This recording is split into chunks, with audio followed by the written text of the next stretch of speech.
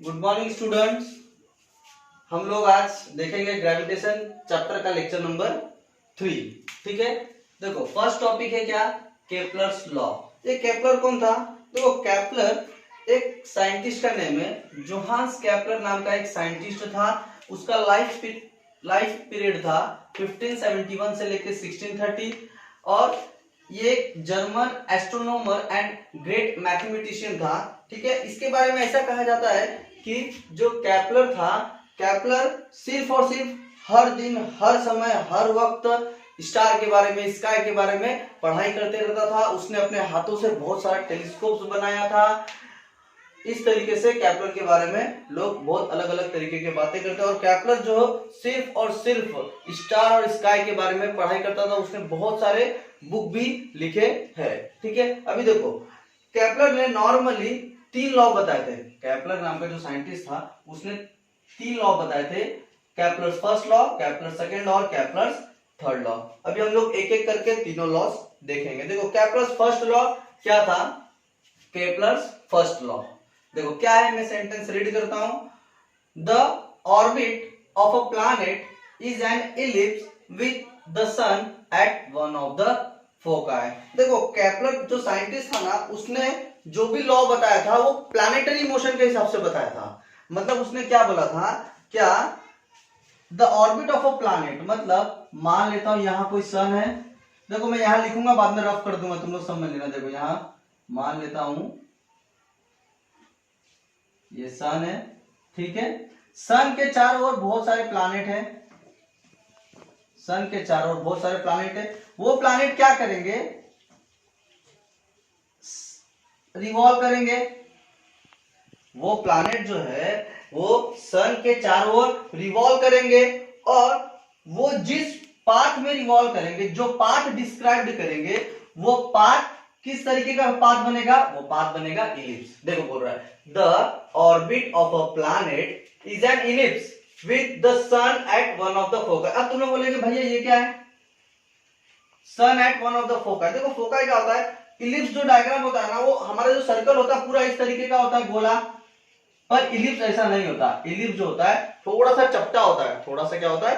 चपटा होता है। जब तुम लोग फर्दर नेक्स्ट स्टैंडर्ड में जाओगे तो तुम लोग को पता चलेगा इलिप्स क्या होता है। देखो इस तरीके का मान लो, देखो गोला नहीं, थोड़ा सा चपटा है। तो देखो फोकाई क्या होता है? फोकाई क्या होता है? नॉर्मली फोकाई इस तरीके का होता है। देखो ये मान लेता हूं कोई इलिप्स है और फोकाई मतलब फोकस। फोकाई मतलब क्या? फोकस। इस तरीके का इसमें 2 फोकस पॉइंट होते हैं, F1 और F2। ठीक है, तो 2 है, इसके लिए इसको फोकाई बोल रहे हैं। फोका एक प्लूरल वर्ड है। अगर सिर्फ एक रहता तो उसको फोकस बोलेंगे। अगर 2 है इसके लिए क्या बोलेंगे? फोकाई। बस तुम लोग इतना ध्यान रखना है क्या the orbit of a planet is an ellipse with sun at one of the foci. मतलब सन जो है वो कोई भी एक फोकाई पे है। मतलब या तो इधर है या तो इधर है। यहां या तो सन है या तो यहां सन है। मान लेता हूं सन यहां पे। बस याद रखना है जो प्लैनेट रिवॉल्व करेगा, पहला लॉ क्या बोल रहा है? जो प्लैनेट रिवॉल्व करेगा वो जो पाथ डिस्क्राइब करेगा वो पाथ कैसा होगा? इलिप्स। इलिप्स मतलब थोड़ा सा चपटा सर्कल, नहीं थोड़ा सा चपटा सर्कल। ठीक है, वो पाथ जो बनेगा वो कैसा रहेगा? इलिप्स रहेगा। समझ में आया फर्स्ट लॉ? अभी देखो हम लोग नेक्स्ट लॉ देखेंगे, केपलर सेकंड लॉ। अब देखो सेकंड लॉ क्या है? सेकंड लॉ क्या है? केपलर ने सेकंड लॉ बोला था, केपलर ने बोला था the line joining the planet and the sun swipes equal areas in equal interval of time। देखो क्या बोल रहा है? the line joining the planet। देखो मान लेता हूं ये सन है। ठीक है, the line joining the planet and the sun। देखो यहां कोई एक प्लैनेट है, यहां कोई एक प्लैनेट है, इस तरीके का मान लेता हूं। और क्या बोल रहा है? The line joining the planet and the sun. देखो सन और प्लैनेट, ये लाइन ज्वाइन हो रहा है। ठीक है, ये लाइन जो ज्वाइन हो रहा है, swipe equal areas in equal interval of time. मान लेता हूं ये प्लैनेट यहां से चल के यहां आ गया, ये प्लैनेट यहां से चल के यहां आ गया, तो इस तरीके का ये जो पोजीशन वेक्टर था वो यहां आ जाएगा। ये पोजीशन वेक्टर जो था यहां आ गया। इस प्लैनेट ने कितना डिस्टेंस कवर किया? यहां से लेके यहां तक डिस्टेंस कवर किया ना। यहां से लेके यहां तक डिस्टेंस कवर किया किसने? इस प्लैनेट ने। अब इस प्लैनेट ने इतना डिस्टेंस कवर किया, मान लेता हूं थोड़े समय बाद ये प्लैनेट यहां है और यहां से ये प्लैनेट चलते चलते चलते चलते यहां आ जाता है। यहां से जो प्लैनेट है ना चलते चलते यहां आ जाता है। तो पहले यहां था इसका पोजीशन वेक्टर, अब इसका पोजीशन वेक्टर यहां है, ठीक है। अब इस प्लैनेट ने इतना डिस्टेंस कवर किया, मान लेता हूं इस प्लैनेट को यहां से यहां जाने में 5 मिनट लग रहे हैं। कितना मिनट लग रहे? 5 मिनट लग रहे हैं। और यही प्लैनेट जो यहां है इसको यहां से आने में भी 5 मिनट इतना लग रहे हैं।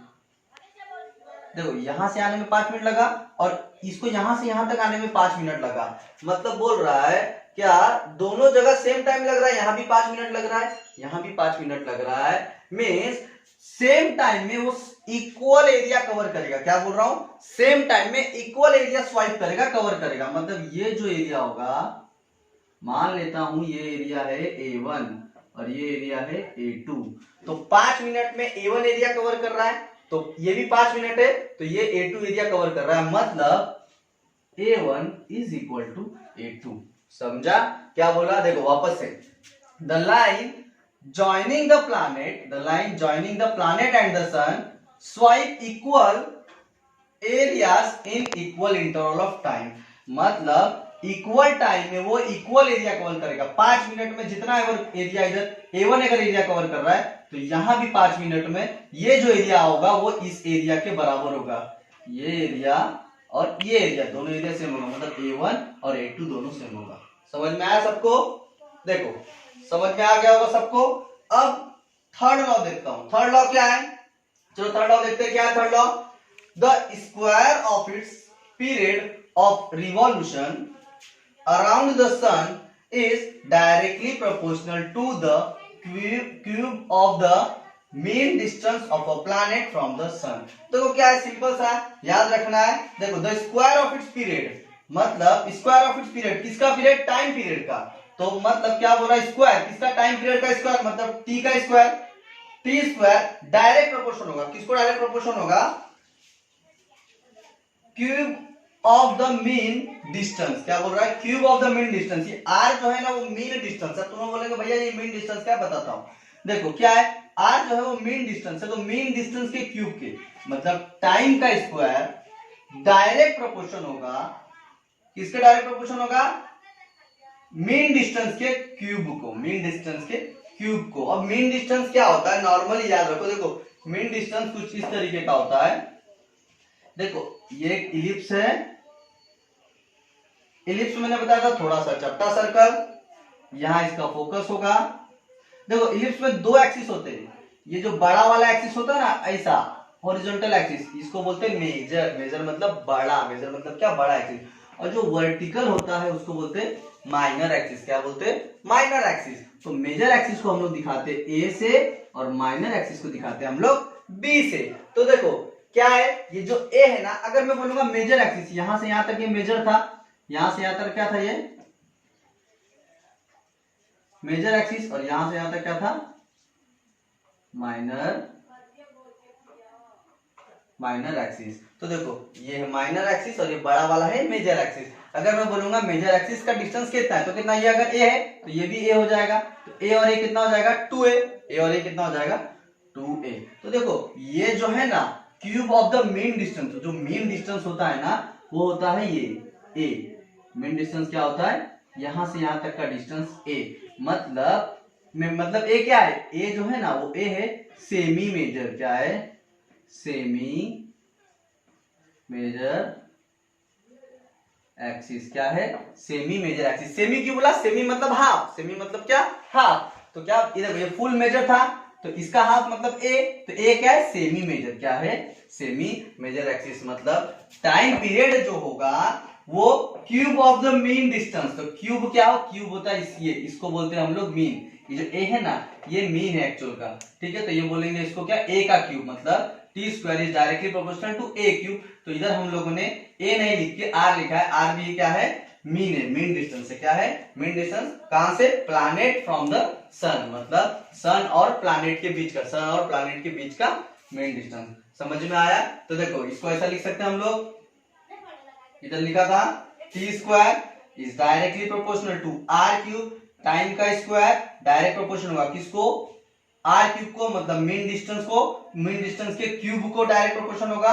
इंप्लाइज दैट, देखो ये हमको ये जो है इसको इधर ले लिया तो क्या हो जाएगा T square upon R cube, क्या मिलेगा हमको constant, T square upon R cube is equal to what, constant. ठीक है, इस प्रीवियस लेक्चर में मैंने बताया था प्रोपोर्शनैलिटी साइन हटाना है तो हमको क्या लगाना पड़ता है, कांस्टेंट लगाना पड़ता है। ठीक है, तो मैंने यहाँ वही कांस्टेंट इधर लिख दिया और इसको आर क्यूब को यहाँ ले लिया। समझ में आया होगा। देखो वापस से बता देता हूँ एक बार, एकदम सिंपल कंसेप्ट था, ज्यादा डीपली जाने की जरूरत नहीं, मैंने तुम लोगों को पहले ही बताया है। जब हमारा क्लास स्टार्ट हो जाएगा हम लोग बेस्ट से बेस्ट, डीप से डीप जाके देखेंगे।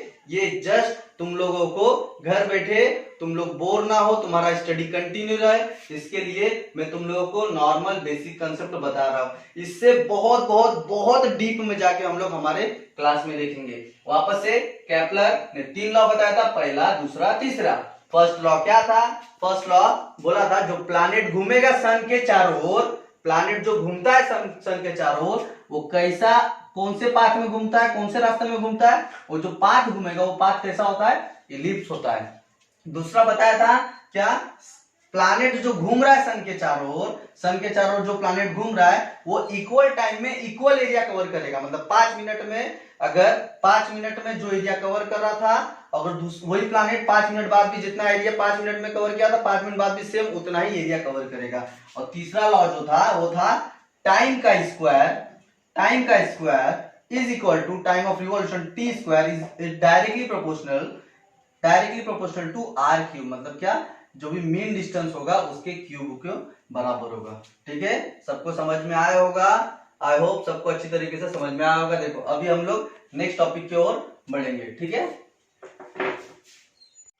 चलो देखते हैं नेक्स्ट टॉपिक अभी क्या है, Newton's universal law of gravitation. देखो इसके नाम में छुपा है Newton's universal law of gravitation, मतलब ग्रेविटेशन का यूनिवर्सल लॉ, मतलब पूरे यूनिवर्स ने जिसको एक्सेप्ट किया, ग्रेविटेशन जो कंसेप्ट न्यूटन ने दिया, उस कंसेप्ट को जो पूरे यूनिवर्स ने एक्सेप्ट किया, उसी कंसेप्ट को हम लोग बोलते हैं Newton's universal law of gravitation. मतलब न्यूटन्स का यूनिवर्सल लॉ किसके ऊपर, ग्रेविटेशन के ऊपर। देखो इसका सेंटेंस है, मैंने पहले से लिख के रखा है, पहले से इसलिए लिख लेता हूं कोई भी चीज, बिकॉज इतना समय नहीं है, अगर मैं अभी लिखने जाऊंगा तो ये वीडियो आधा घंटे से ऊपर बन जाएगा। ठीक है, तो अभी देखो नॉर्मल सा सेंटेंस क्या, देखो रीड करता हूं।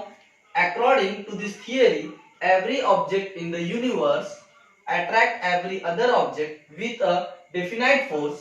This force is directly proportional to the product of the masses of the two objects and is inversely proportional to the square of the distance between them. देखो क्या बोल रहा है, क्या according to this theory every object in the universe attract every other object with a definite force। मतलब हमारे universe का कोई भी ऑब्जेक्ट किसी दूसरे ऑब्जेक्ट के साथ, किसी अन्य ऑब्जेक्ट के साथ अट्रैक्ट होता है, एक दूसरे के साथ क्या करता है, अट्रैक्ट करता है। और वो जो फोर्स ऑफ अट्रैक्शन है, वो जो फोर्स ऑफ अट्रैक्शन है क्या, वो जो फोर्स ऑफ अट्रैक्शन है F is directly proportional to the product of masses. मान लेता हूं कोई दो ऑब्जेक्ट है इस तरीके का, इस तरीके का कोई दो ऑब्जेक्ट है, इधर बनाता हूं, देखो इस तरीके का कोई दो ऑब्जेक्ट है, इधर इसका मास है m1 और यहां कोई एक ऑब्जेक्ट है, इसका मास है m2। ठीक है, तो क्या बोल रहा है, ये दो ऑब्जेक्ट आपस में अट्रैक्ट करेंगे बाय दिस लॉ। मान लेता हूं ये फोर्स इधर इसकी तरफ जा रहा है, अट्रैक्ट हो रहा है, और यहां से फोर्स ऑफ अट्रैक्शन इधर है, ये ऑब्जेक्ट इसकी तरफ अट्रैक्ट हो रहा है, ये ऑब्जेक्ट इसकी तरफ अट्रैक्ट हो रहा है। इसका ये मास, इस ऑब्जेक्ट का मास m1 है, इस ऑब्जेक्ट का मास m2। तो देखो क्या बोल रहा है, this force is directly proportional to this force is directly proportional to the product of masses, मतलब m1 into m2, m1 into m2 and is inversely proportional to the inversely proportional, inversely मतलब उल्टा नीचे आएगा। ठीक है, direct रहेगा तो ऊपर, इनवर्स बोलेंगे तो नीचे।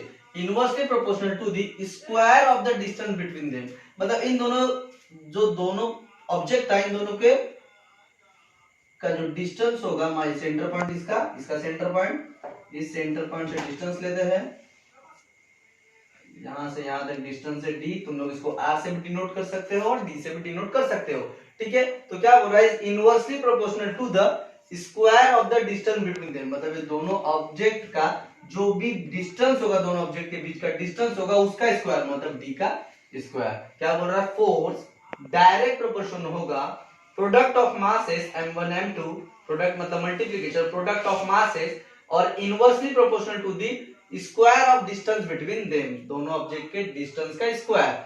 इंप्लाइज दैट, मैंने बताया था, हर लेक्चर में बताते जा रहा हूं, अगर प्रोपोर्शनैलिटी साइन हटाना है तो मुझे किससे मल्टीप्लाई करना पड़ेगा, कांस्टेंट। यहाँ g, तुम लोग बोलोगे भैया यहाँ k क्यों नहीं लिया, जो ग्रेविटेशनल कांस्टेंट है वो होता है g। ये क्या है, देखो g is the constant of proportionality and is called the universal gravitational constant, मतलब ये क्या है, यूनिवर्सल ग्रेविटेशनल कांस्टेंट। क्या है g, जो क्या है g, क्या है, यूनिवर्सल ग्रेविटेशनल कांस्टेंट। इसका जो वैल्यू है ये फिक्स वैल्यू है, जैसा हमारा पाई का या किसी भी कांस्टेंट का जो एक वैल्यू होता है, कांस्टेंट मतलब जस्ट लाइक एक फिक्स नंबर, तो जैसे पाई का वैल्यू होता है 22/7, 3.14 समथिंग, इस तरीके से हम लोग जो लेते हैं उस तरीके से g का जो वैल्यू है 6.673 इंटू 10⁻⁻11 न्यूटन मीटर स्क्वायर और पर केजी स्क्वायर। पर केजी स्क्वायर से बोला है माइनस है ना, -2 है, मतलब पर KG square 6.673 into 10⁻⁻11 newton metre square पर केजी स्क्वायर। समझ में आया क्या बोला मैंने, सिंपल सा है। हमारे यूनिवर्स में कोई भी दो ऑब्जेक्ट एक दूसरे से क्या करेंगे, अट्रैक्ट होंगे, तो जो फोर्स ऑफ अट्रैक्शन होगा वो किसके बराबर होगा, g m1 m2 upon d square. d मतलब क्या है, डिस्टेंस बिटवीन देम। समझ में आया, इसके ऊपर हम लोग बेसिक सा सम देखेंगे, ठीक है। देखो क्या बोला मैंने, बेसिक सम देखो, अभी रीड करता हूं। Example 1, Mahendra and Virat are sitting at a distance of 1 metre from each other, there masses are 75 kg and 80 kg respectively, what is the gravitational force between them। ठीक है, क्या बोल रहा है, महेंद्र और विराट नाम का दो आदमी है, वो क्या कर रहे हैं, दो लड़के हैं, वो लोग अपने एक दूसरे से 1 मीटर दूरी पे बैठे हैं, 1 मीटर दूरी पे बैठे हैं, ठीक है। और क्या, तो क्या दिया, देखो गिवन पहले लिखता हूं, first of all we write given क्या क्या है, देखो इधर d 1 मीटर, d कितना हो गया, 1 मीटर हो गया, और क्या, there masses 75 kg and 80 kg, मान लेता हूं उसका मासेस है, यहां लिखता हूं m1 75 kg और दूसरा मास है m2, मान लेता हूं कितना है 80 kg, मास है 75 kg और 80 kg, m1 75 m2 80 kg। What is the gravitational force between them, ठीक है, हमको F निकालना है। तो हमको देखो ये तो पता है g का वैल्यू क्या है 6.67 इंटू 10⁻⁻11 न्यूटन मीटर स्क्वायर पर केजी स्क्वायर, ठीक है। ये अभी हम लोगों ने थोड़ी देर पहले ही देखा। अभी देखो हमको क्या निकालना है, to find what, to find F मतलब ग्रेविटेशनल फोर्स, हमको ये क्या करना है, निकालना है, ठीक है। तो ये हमको पता है, तो देखो वी नो हमको ये फॉर्मूला अभी देखा हम लोगों ने, F is equal to G m1 m2 by what, by d square, ठीक है। तो देखो मैं वैल्यू पुट करता हूं, g कितना है 6.67 इंटू 10⁻⁻11, ठीक है, इंटू m1 75 m2 80, तो 75 into 80 upon d square, upon what, d square, तो d कितना है 1, तो 1 का स्क्वायर, ठीक है, हो जाएगा 1 का स्क्वायर तो 1 आएगा, ठीक है। तो नीचे नहीं लिखूंगा तो भी चलेगा। तो देखो कभी भी इस तरीके का सम आएगा, ठीक है, तो इस तरीके का जो सम आएगा उसमें 10 टू द पावर जो होगा, क्या बोल रहा हूं, 10 का पावर जो भी होगा सबसे लास्ट में लिख देता हूं। देखो इसको ऐसा लिखता हूं 6.67